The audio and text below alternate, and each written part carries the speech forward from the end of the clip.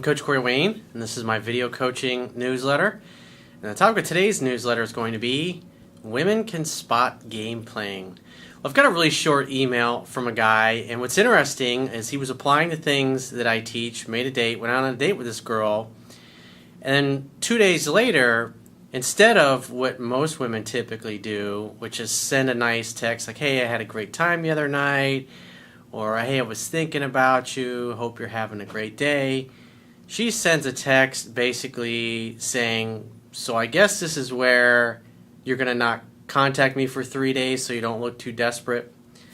So what I'm going to do is I'm going to go through his email, because the whole reason why you apply the things that I teach in my book not only is to get the women that you want to fall for you and to have a good, healthy, happy relationship, however long or however short you want it to be, but also to weed out needy, insecure women. Because when you apply these things, it will really quickly reveal the character of the person that you're dating, so you can make a determination whether or not this is somebody you want to go out with again.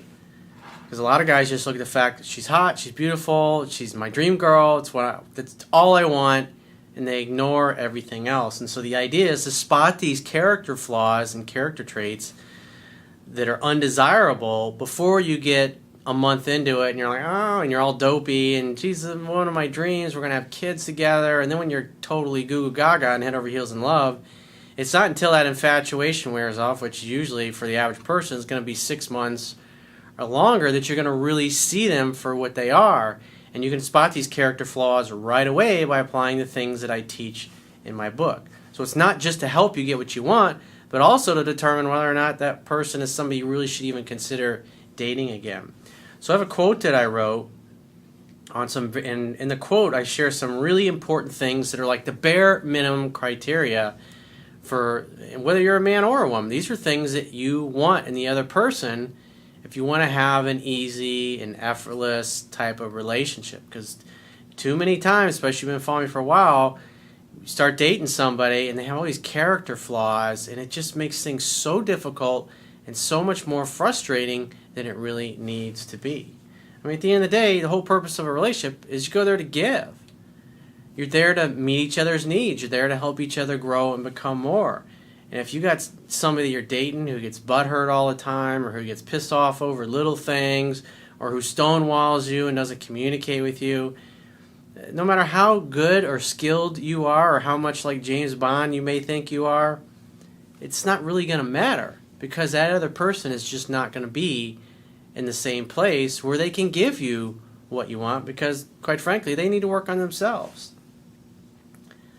So the quote says, men should seek out and date women who, at a minimum, have these rare but healthy characteristics and qualities. Number 1, she is flexible, easygoing, and has a good attitude.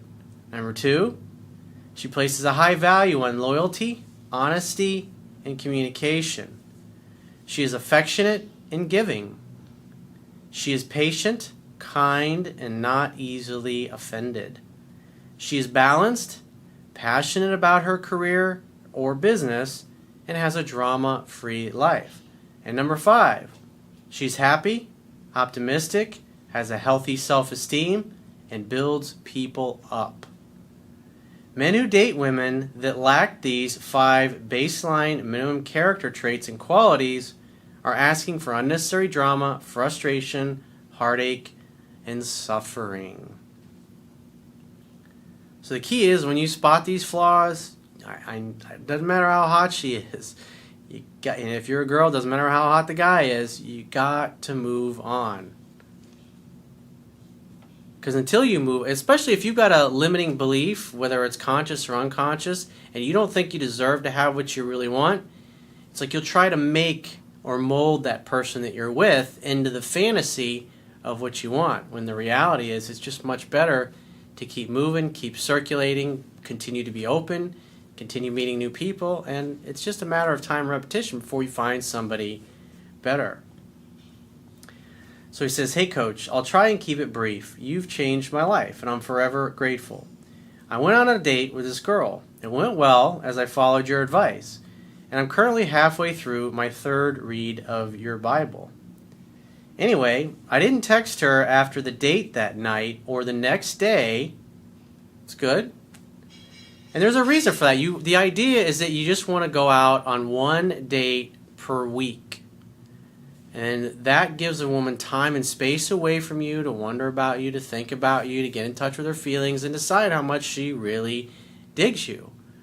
And the second and the third week, what's going to happen as the time progresses, she's going to start reaching out and contacting you more as you're doing things properly.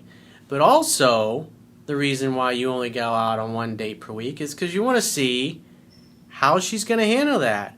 Is she needy? Is she insecure? Does she get pissed off easily? I mean, think about it. You go out on 1 or 2 dates with somebody and they start getting butthurt about things because you're not meeting their unreasonable expectations. Obviously, they're never going to tell you about their unreasonable expectations. They're just going to get pissed off at you when you don't do what they expect and give you a hard time about it.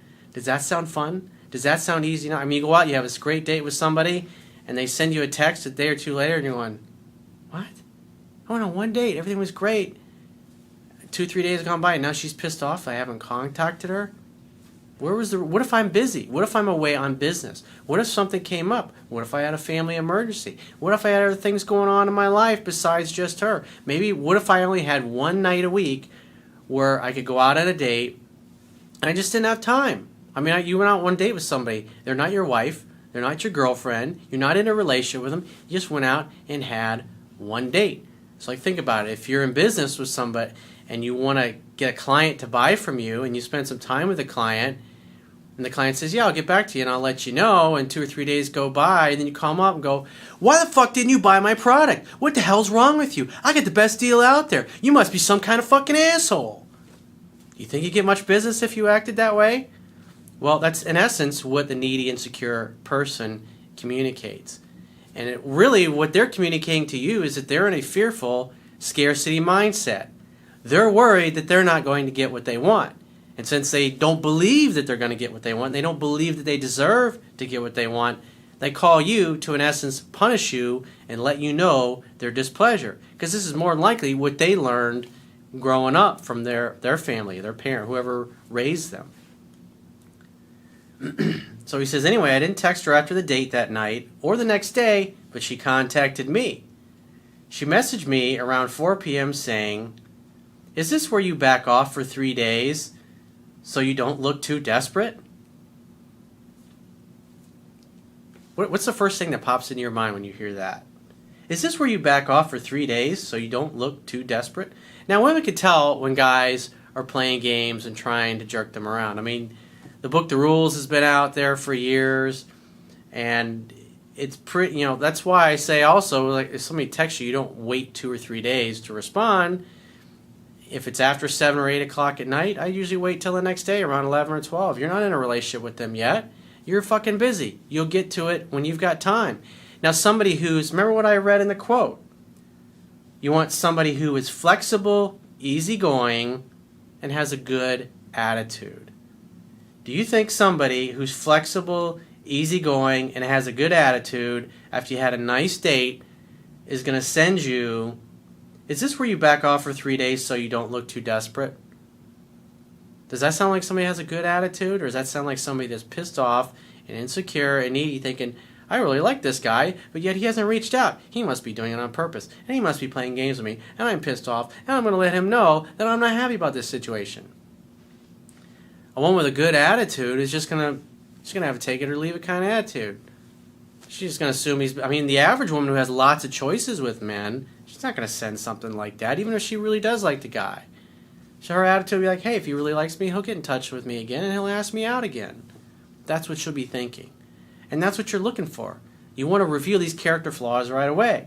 And if somebody sent me something like that, more than likely, I just wouldn't even respond to it. I'd say, I'm not going to go out with somebody like that. If somebody tells you they're going to do something, I'm going to call you on such day, or we're going to get together and do this, and I'll let you know, and then they just never do it. And they start that off right in the very beginning, the first couple times that you interact with them. And if you're the type of person, when you make plans, if you make plans with your friends, or you tell a buddy of yours you're going to help move, and you just don't even show up, you go, oh yeah, sorry dude, I forgot about that.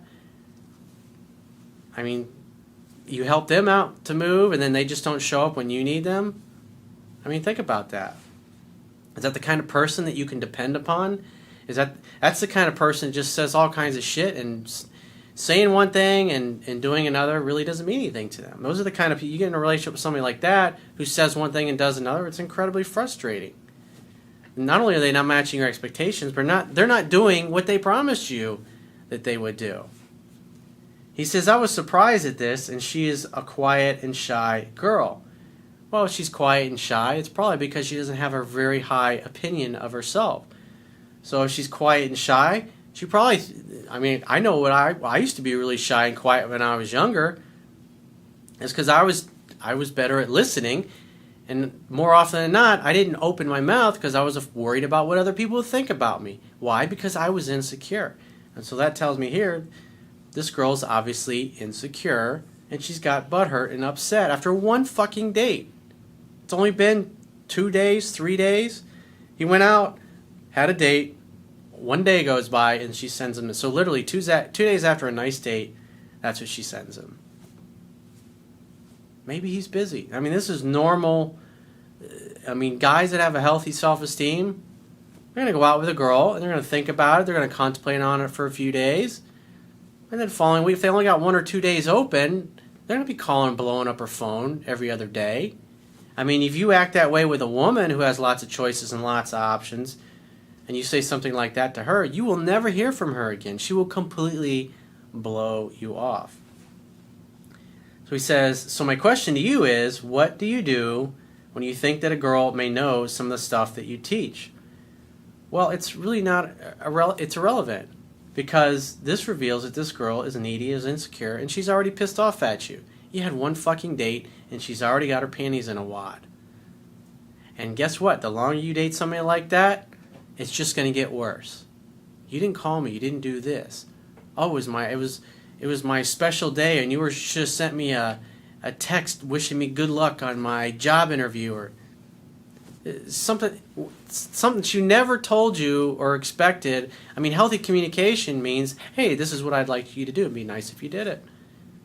And when you do that, what they ask, they appreciate it. But when they don't communicate what they expect, and then they get pissed off at you, even though they didn't communicate that, this is somebody, she's just in my opinion, if this was somebody I went out with and they texted me something like that, I'd say, I'm not going to go out with her. No way, because I know what that's like. Because she's constantly overthinking, overanalyzing things, getting pissed off, butthurt. Then she'll purposely not call me back for a couple of days or whatever it happens to be, or purposely not do something she said she was going to in an effort to manipulate me. And you want somebody that's got an easygoing attitude, or like nothing gets under their skin, you can tease her, you can fuck with her, and she doesn't get butthurt over that. Because it's really unattractive when you have a woman, no matter how beautiful she is, and you fuck with her and you mess with her, and she takes it personally. Even though you go out of your way to explain that you didn't mean it in a bad way. But no matter, because that person has a low self-esteem, they just presuppose and assume that even though you say you were joking, you really weren't joking, you meant it. So I would pull the ripcord in this. You didn't do anything that, I mean, you followed the book textbook.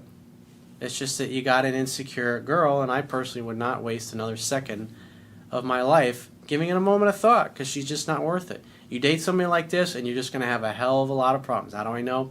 I've done that. Because you see something like that, and you go, oh, okay, well, she really is hot. We did have a lot of fun, and I know she is kind of quiet and shy, but, you know, I'll be able to open her up with time. And then you rationalize these things to yourself. Oh, it'll get better with time. I'll be able to fix her. I'll get it over time. Once she really gets to know me, she'll really open up, and it'll change who she is. And that's the lie that you tell yourself. And then you're 3 to 6 months down the road, and she's making your life a fucking living hell, because no matter what you do, she's never satisfied. Because again, her worldview, her model of the world, the filter that she views everything that happens in the world is, I'm not good enough, and I don't deserve to get what I want, and it's just a matter of time before I get fucked over. And if somebody thinks that they're looking for what you focus on, what your brain focuses on, is going to expand. And if you focus your brain on something, it's going to find reasons. So somebody just is expecting to get fucked over, everything you do and everything they say, they're really scrutinizing and really analyzing, and they presuppose that you mean them harm, or that you're going to fuck them over, that you're going to break their heart. And so that's how they react. The things they say, the things they do, and it's just like, oh, God, not again. It's like, oh, God, we had this discussion last week, and it just fucking wears you out, and you get tired of it. So I'm saving you several months of heartache and frustration. So I wouldn't even contact this girl again. I would just blow it off and let it go and just like, fuck it. But if you want to torture yourself, go ahead and torture yourself, and then come back and see me 3 to 6 months from now and send me a follow-up and say, dude, Corey, you were totally fucking right. I want your dating and relationship life to be effortless and easy, no matter what you're looking for. So you have choices, so you can create the life and lifestyle that you want with the kind of people who want the same things and who share the same goals and values and who have a self-esteem that's comparable to your own. So if you'd like to get my help personally, the quickest way is to book a paid phone, Skype, or email coaching session.